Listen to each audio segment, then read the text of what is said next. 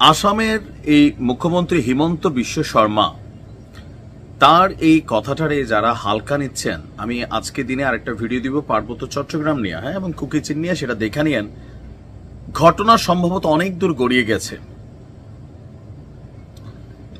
ভারতের chicken neck, যেটা নিয়ে আমরা বাংলাদেশ থেকে মাঝে মাঝে বলি একদম চিকেন নেকে চিপা ধর্ম, তবে এগুলো আমরা বলার পক্ষে না, আমরা বলি না। কেউ কেউ বলেন ভারতের চিকেন নেক চিপা ধরবো। ভাই, প্রতিবেশী রাষ্ট্র, তাদের সাথে আমাদের সীমান্ত আছে, আমাদের সাথে তাদের সীমান্ত আছে।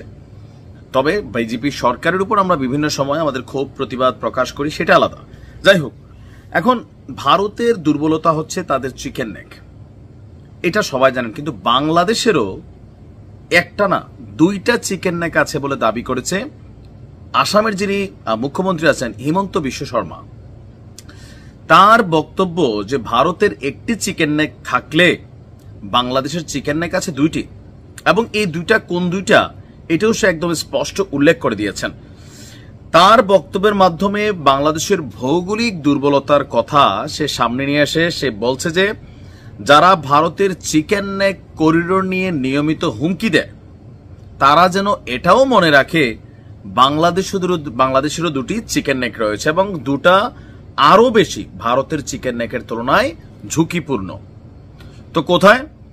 বিষয়টি ব্যাখ্যা করতে গিয়ে হিমন্ত শর্মা লিখছেন, বাংলাদেশের প্রথম চিকেন নেক হল ৮০ কিলোমিটার দীর্ঘ উত্তরাঞ্চলীয় একটি করিডোর, যা ভারতের দক্ষিণ দিনাজপুর জেলা থেকে শুরু হয়ে পশ্চিম গারো পাহাড় পর্যন্ত বিস্তৃত। এই মুখ্যমন্ত্রীর হুঁশিয়ারি হচ্ছে, এই করিডোর যদি কোনোভাবে বিঘ্নিত হয় তাহলে রংপুর বিভাগ পুরোপুরিভাবে বাংলাদেশের বাকি অংশ থেকে নাকি বিচ্ছিন্ন হয়ে যাবে। ভারতের দক্ষিণ দিনাজপুর জেলা থেকে শুরু হয়ে দক্ষিণ পশ্চিম গারো পাহাড়, সেখানে আমাদের সাথে ভারতের সীমান্ত আছে সম্ভবত রংপুর এলাকার। তার মধ্যে দ্বিতীয়টা হচ্ছে বাংলাদেশের অর্থনীতির রাজধানী চট্টগ্রাম। পার্বত্য চট্টগ্রাম নিয়ে নানান আলোচনা সমালোচনা, গুজব, সত্য মিথ্যা ডালপালা মেলছে, যেটা আমাদের কন্ট্রোলে নাই। এটা নিয়ে সরকারের ক্লারিফিকেশন একটা বক্তব্য আসা উচিত। যাই হোক, দেখেন ওই জায়গাটা আবার নিয়ে আসছে যে বাংলাদেশের অর্থনীতির রাজধানী চট্টগ্রামকে বিচ্ছিন্ন করে দিতে সক্ষম দ্বিতীয় চিকেন নেকটি আরো সংকীর্ণ বা ছোট, মাত্র ২৮ কিলোমিটার দীর্ঘ এই করিডোর ভারতের দক্ষিণ ত্রিপুরা থেকে বঙ্গোপসাগর পর্যন্ত বিস্তৃত। হিমন্ত বলছে এই করিডোর ভারতের শিলিগুড়ির করিডোরের চেয়েও ছোট এবং অনেক বেশি বাংলাদেশের জন্য স্পর্শকাতর।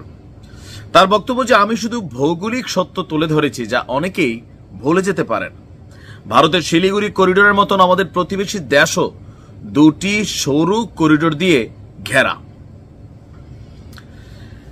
এখন আমরা ভারতের যে বিষয়গুলো নিয়ে অনেক আলোচনা করছি, বাংলাদেশের এই বিষয়গুলোর মধ্যে রংপুর এতটা আলোচনায় নাই যতটা চট্টগ্রাম আছে, পার্বত্য চট্টগ্রাম। সেখানে কেএনএফ, বিভিন্ন পাহাড়ি সন্ত্রাসী সংগঠন, সশস্ত্র গোষ্ঠী, মিয়ানমারের এজেন্টরা, ভারতের এজেন্টরা, তারপর হচ্ছে চীনের এজেন্টরা এই পাহাড়গুলোকে এক ধরনের কন্ট্রোল করছে লম্বা একটা সময় ধরে। কিন্তু আর আজকে আরেকটা ভিডিও দিব, আপনার চোখ কপালে উঠে যাবে যে হিমন্ত শর্মাটা যা বলছে, তার মানে পার্বত্য চট্টগ্রাম নিয়ে আমরা যা শুনছি কিছুটা সত্য হইলেও হইতে পারে।